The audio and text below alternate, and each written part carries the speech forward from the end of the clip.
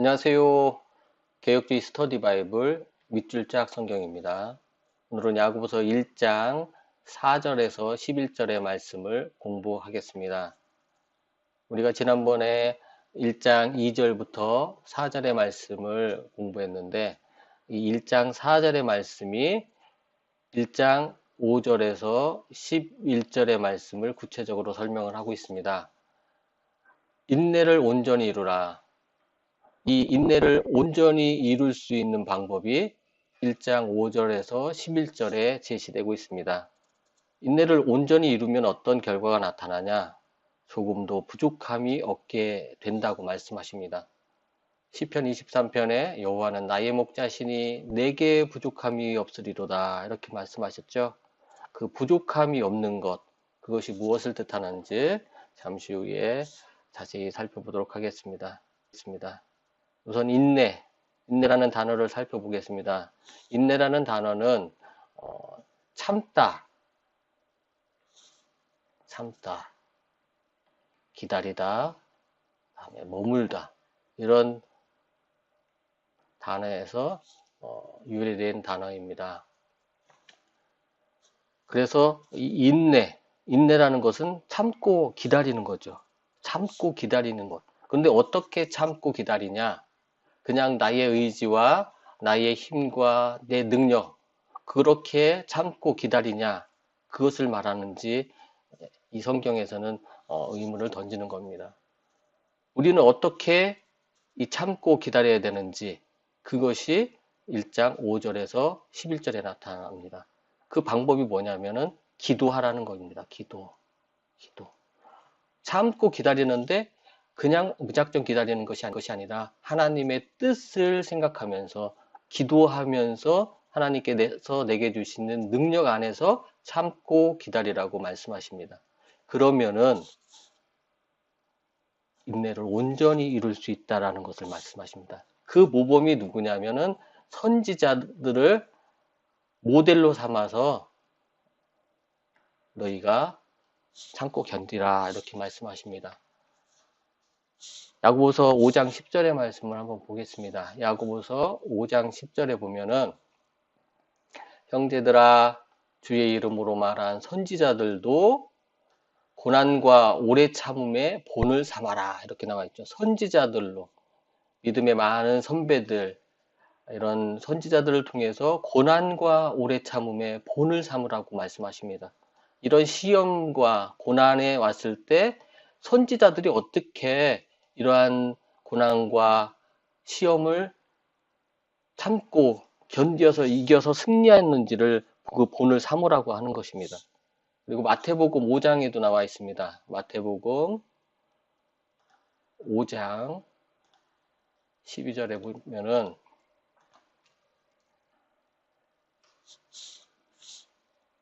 기뻐하고 즐거워하라. 하늘에서 너희의 상이 큼이라.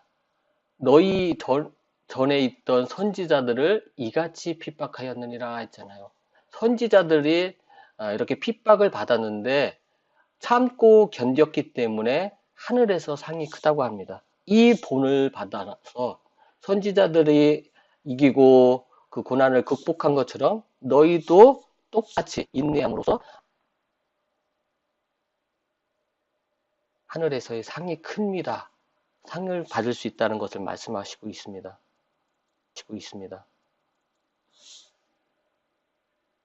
이는 너희로 온전하고 구비하여 조금도 부족함이 없게 하려 함이라. 이 조금도 부족함이 없게 하려 함이라. 조금도 부족함이 없게 되는 방법이 무엇이냐면은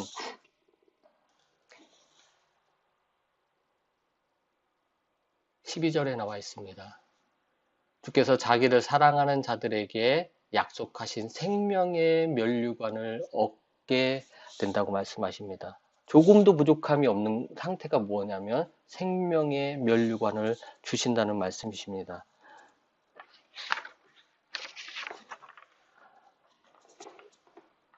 그리고 이러한 예가 또 어디 있냐면 요한복음 6장에 나와 있습니다. 예수님께서 말씀하셨죠. 예수께서 가라사대 내가 곧 생명의 떡이요 내게 오는 자는 결코 줄이지 아니할 터요 나를 믿는 자는 영원히 목마르지 아니하리라. 영원히 목마르지 아니라. 줄이지도 않고 영원히 목마르지도 않는데요. 그러나 내가 너희들어 이르기를 너희는 나를 보고도 믿지 아니하느니라 하였느니라. 아버지께서 내게 주시는 자는 다 내게로 올 것이요 내게 오는 자는 내가 결단코 쫓아내지 아니하리라.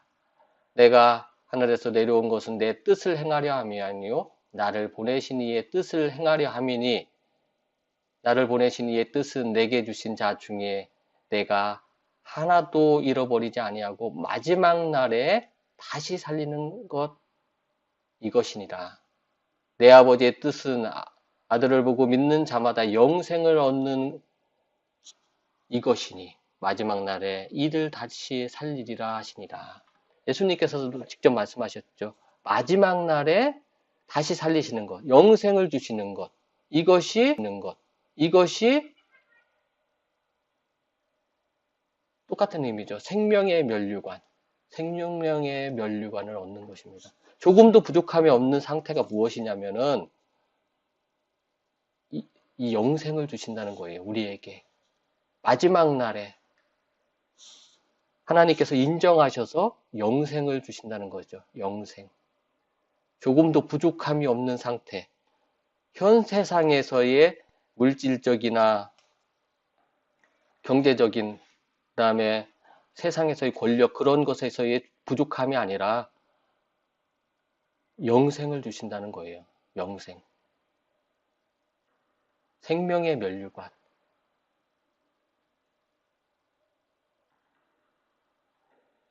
생명의 면류관이 주어진다는 거죠. 이 부분은 또 우리가 계속해서 봤던 already or not yet 이미와 아직 아니의 법칙에 속합니다. 우리는 이미 영생을 받았어요. 그러나 아직 아닌 부분이 있죠. 완전하지는 않은 아직 아닌 부분. 그것을 주신다는 거죠. 그러니까 우리는 영생을 받았지만은 아직 아닌 부분이 있죠. 그 아직 아닌 영생에 인치시는 거 하나님께서 착하고 충성된 종이다 이렇게 말씀하시는 그런 부분이 여기에 해당된다고 할 수 있습니다. already or not yet 이미 영생을 받았지만은 아직 아닌 부분 마지막 날에 우리는 예수님께서 다시 살리시리라 말씀하신 거죠. 우리가 시험 쪽에서 인내하면은 우리는 영원히 하나님과 함께 살아갈 수가 있는 것을 말씀하시고 있습니다. 성경에서는 우리 믿는 자에게 세상에서 물질적인 풍요, 그 다음에 잘 먹고 잘 사는 것, 그리고 높은 지위에 오르는 것, 그리고 사람들 앞에 높임을 받는 것, 뭐 그런 거에 대해서 말씀하시는 것이 아니에요. 요즘 잘못된 사상들이 뭐냐면은 예수님을 믿는 것, 하나님을 믿는 것이 수단화됩니다. 하나님을 믿는 이유는 우리가 잘 먹고 잘 사는 것, 그리고 세상에서 높임을 받는 것, 그리고 뭐 남들이 하는 거 다 하는 것, 그리고 높은 권력을 갖는 것, 그러기 위해서 하나님을 믿는 것, 그런 수단으로 생각을 합니다. 그래서 높은 지위에 오르고 가질 것을 어느 정도까지 다 가지면은 이제 하나님은 필요 없는 거예요. 필요 없는 존재. 거치장스러운 존재. 내팽겨쳐진 다 쓰고 난 소모품들이 버려지는 것처럼 하나님을 그렇게 생각하는 경향들이 있습니다. 그러나 이것은 하나님을 믿는 우리의 자세가 아닙니다. 하나님은 이것을 말씀하시고 있는 게 아니에요. 하나님을 믿는 것, 그것은 너희에게 조금도 부족함이 없게 하려면 영생을 주시는 것. 이것도 부차적인 의미입니다. 하나님의 영광을 위해서, 하나님 나라 확장을 위해서 우리가 의무를 다할 때 이것은 그냥 하나님께서 주시는 선물이에요, 선물. 이것이 목적이 아니에요. 우리가 하나님을 믿는 것도 영생을 얻기 위해서, 하늘에 가기 위해서, 새하늘과 새 땅에 가기 위해서 하나님을 믿는 것이 결코 아닙니다. 이것이 목적이 되어서는 안 됩니다.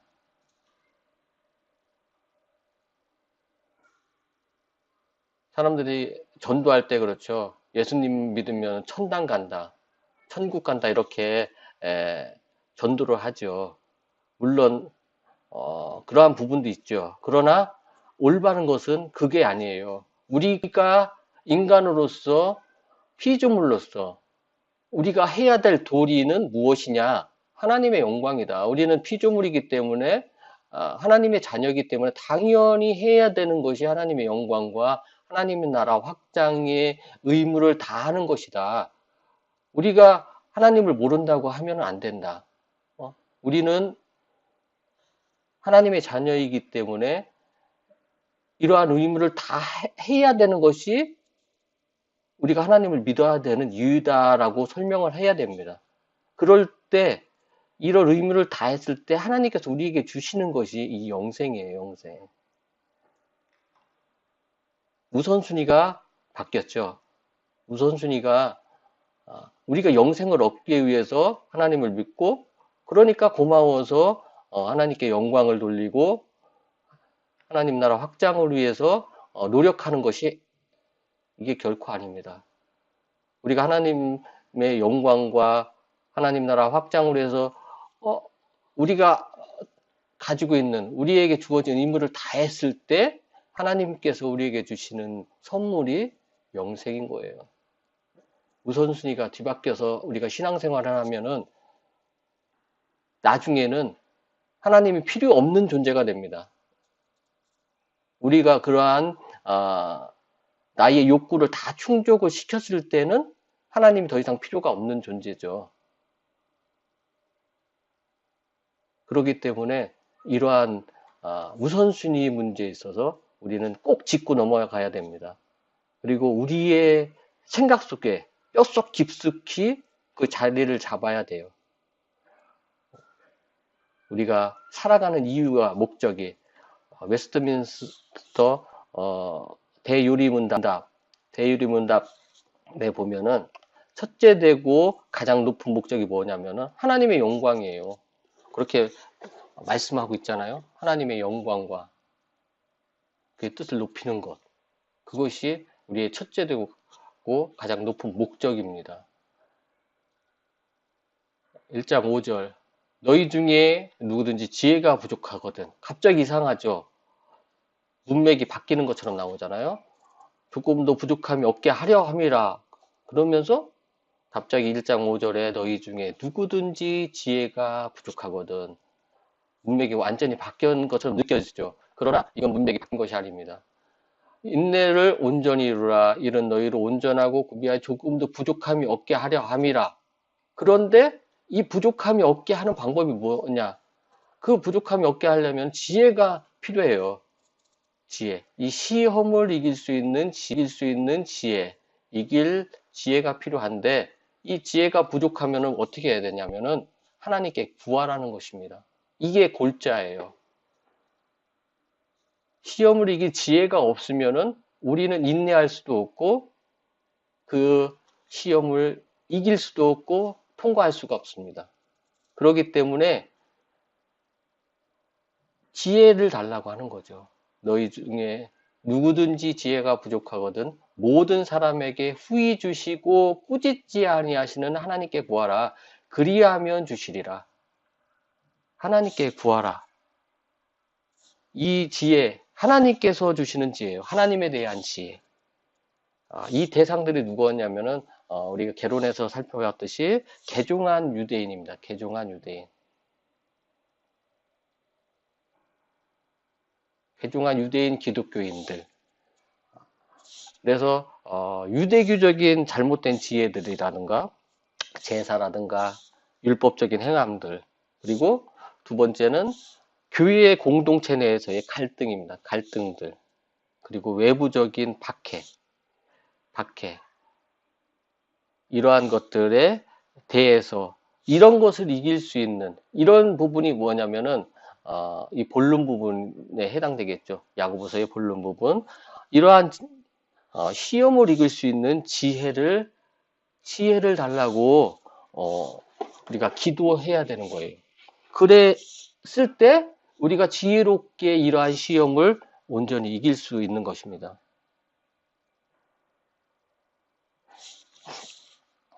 모든 사람에게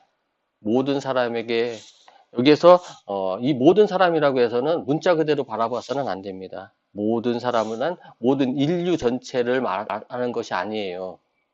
크리스찬들, 특히 여기에서는 개종한 유대인들에게 해당하는 되겠죠. 선택된 하나님의 백성들, 모든 사람에게 후히 주시고 꾸짖지 아니하시는, 후히 주신다. 얼마나 후히 주셨는지 하나님께서는 하나밖에 없으신 독생자이신 예수 그리스도까지 주셨어요. 그렇게 주시는, 후하게 주시는, 하나밖에 없는 아들까지도 주시는 그러한 하나님께서 꾸짖지 아니하시는, 이것도 똑같은 의미겠죠. 꾸짖지 아니하시는, 후히 주시는데 꾸짖을 필요가 없죠. 이런 것을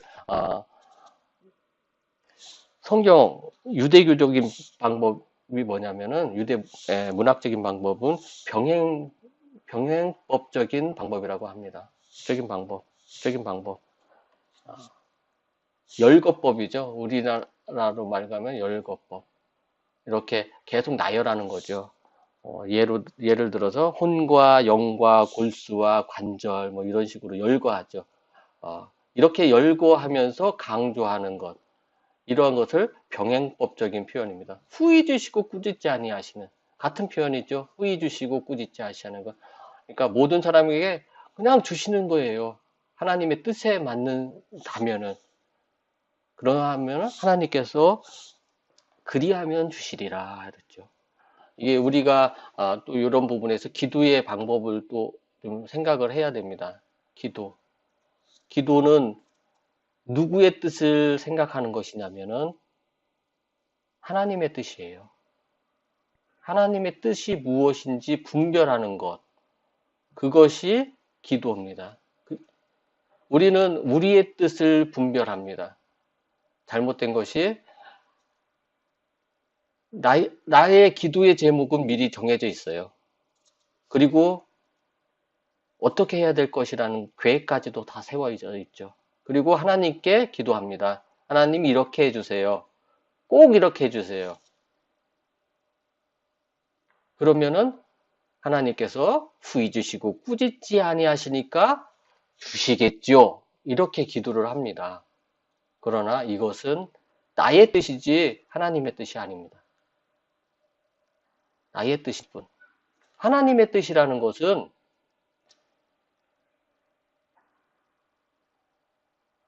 하나님의 경륜과 하나님의 주권에 다 포함되는 거예요. 이 모든 하나님의 주권 안에서 하나님의 계획하신 뜻에 합당했을 때 하나님께서는 주시는 거죠. 문맥을 잘 봐야 돼요. 모든 사람에게 후히 주시고 꾸짖지 아니하시니까 나의 뜻대로 구하고 잘못 구해도 하나님께서 주시는 것이 아니라 하나님의 뜻에 합당했을 때 그때에 하나님께서 주시는 거예요. 이 하나님의 뜻이 무엇이냐면은 하나님의 영광과 하나님 나라 확장의 그러한 확장에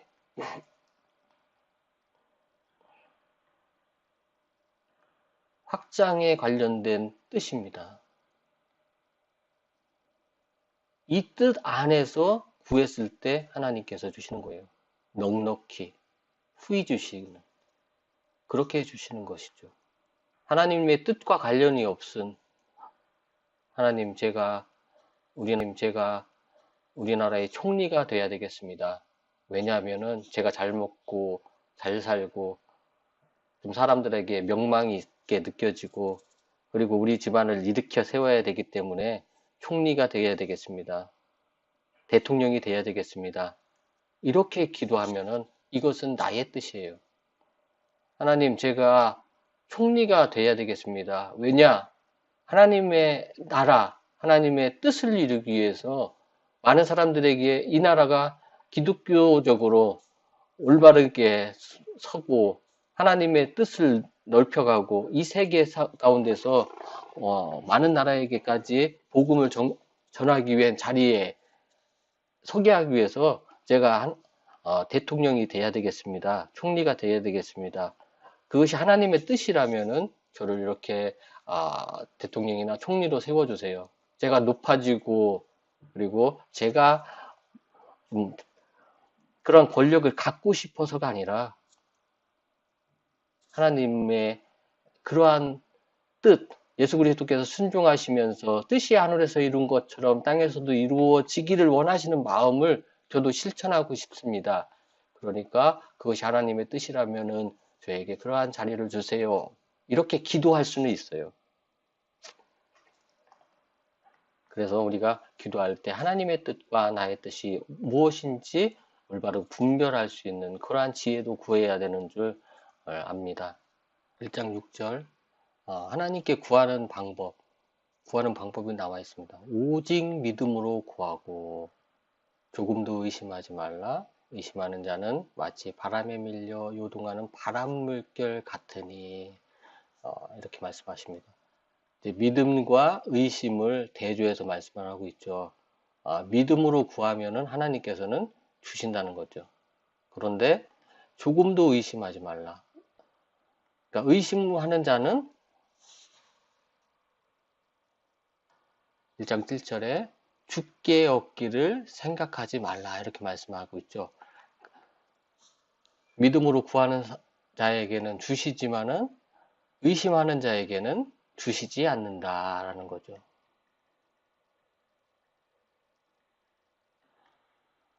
이러한 이러한 의심을 뭐라고 했냐면 바닷물결 같다고 했죠.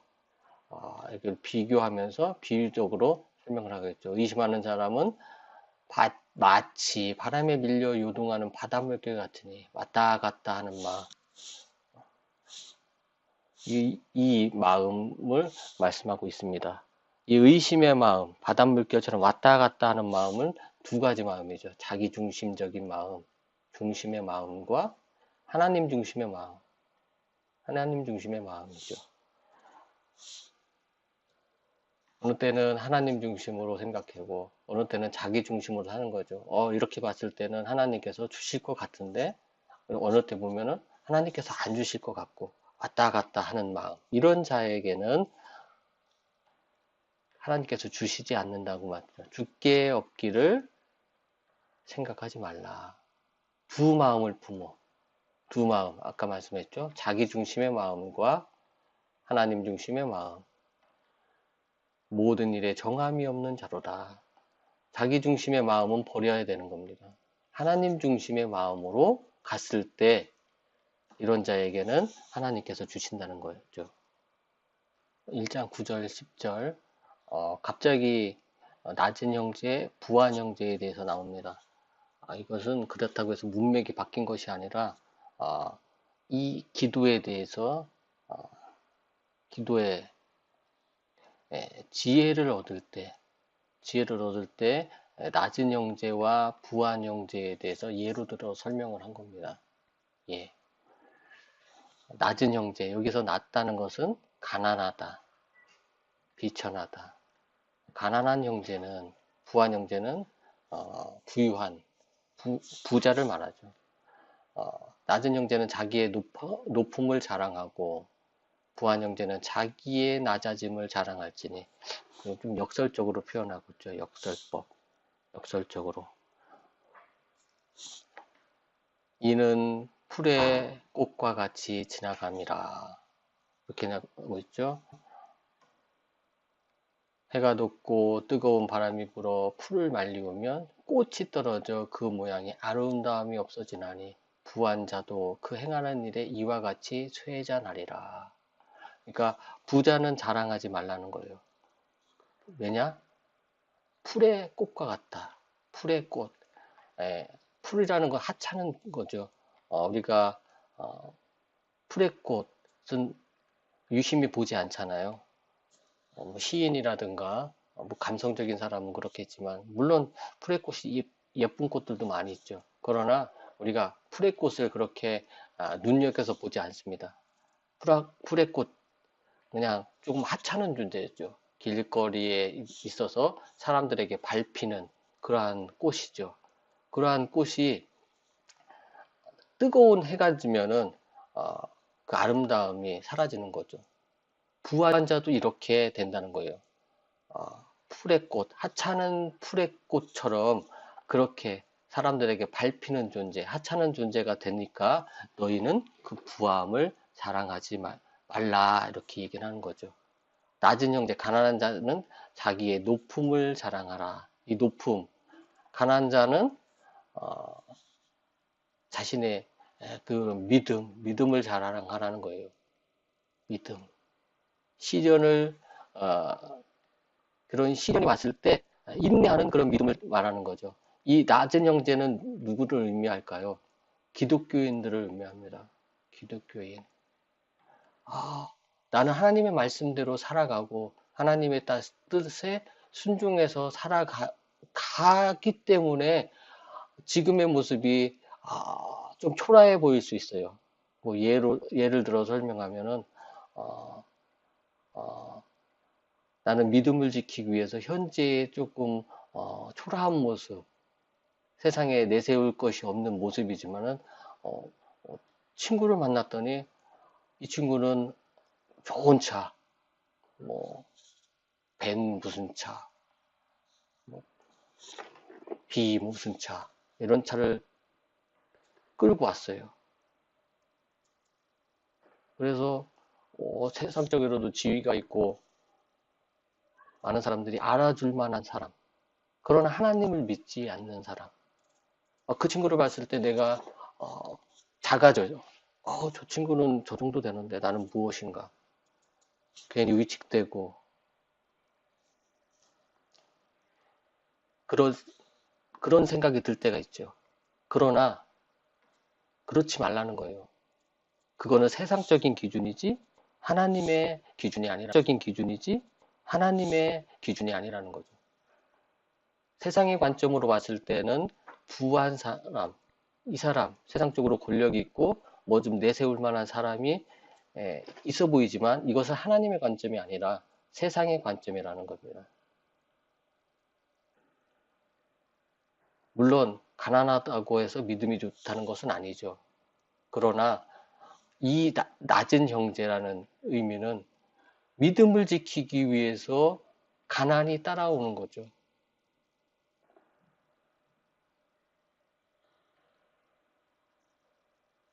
세금 계산서도 올바로 끊고 남을 속이지 않고 남이 보지 않는 곳에도 또 하나님이 보시기 때문에 올바르게 살아가는 그러한 모습이 있기 때문에 가난한 크리스찬은 자신의 높음을 자랑하라 이렇게 말씀하고 있는 거죠. 부한 형제는 자신의 낮아짐을 자랑하라. 물론 기독교인 공동체 안에서는 부한 형제들이 있어요. 부자들이 있어요. 그러나 이 기독교 공동체 안에서 부자들은 내가 어디 회사 사장, 어디 회사 회장, 그리고 어디 뭐 국회의 국회의원, 뭐 도지사, 그래서 자랑하지 말라는 거예요. 왜냐? 풀의 꽃처럼 그렇게 되기 때문에 자랑하지 말라는 거예요. 그것은 세상적인 기준이지 하나님이 봤을 때는 아무것도 아니다. 하나님이 만드신 이 세상, 우주 끝이 없겠죠. 끝이 없는 이 우주. 모르겠어요. 인간의 생각으로는 유한적인 존재이기 때문에 우리가 어디까지 가더라도 끝은 있겠죠. 그런데 그 끝 넘으면 또 뭐가 있을까요? 또 가면 또 끝이 있겠죠. 우리는 유한의 존재이기 때문에 이 무한의 세계를 알지 못합니다. 이런 무한의 세계를 알지 못하는 인간이 어떻게 하나님의 그 큰 뜻, 하나님 안에서 이 부하다는 것은 아무것도 아니죠. 우리가 우주에서 지구를 봤을 때도 작고 높은 하늘에서 밑을 내려다 봤을 때도 거대한 건물들이 아주 콩알만큼 보이는데 하나님의 입장에서 봤을 때는 무한하시고 전지전능하시고 능력이 무한하신 그 하나님의 입장에서 봤을 때 이런 부함은 아무것도 아닌 거죠. 풀의 꿈만도 못하는 거죠. 이러한 부유함과 부유함, 이러한 시험이 왔을 때 너희는 지혜를 구하라는 거예요. 지혜. 그래서 이 시험을 승리로 이끌라, 인내하라. 하나님께서는 그렇게 말씀하시고 있죠. 낮은 형제는 자기의 높음을 자랑하라. 이렇게 말씀하는 거예요. 그 지혜를 가지고 하나님께서 주시는 그 지혜로, 물론 이 지혜가 말씀이 되겠죠. 하나님께서 우리에게 주시는 말씀 속에서 이 지혜가 나타나겠죠. 오늘은 여기까지 하겠습니다. 감사합니다.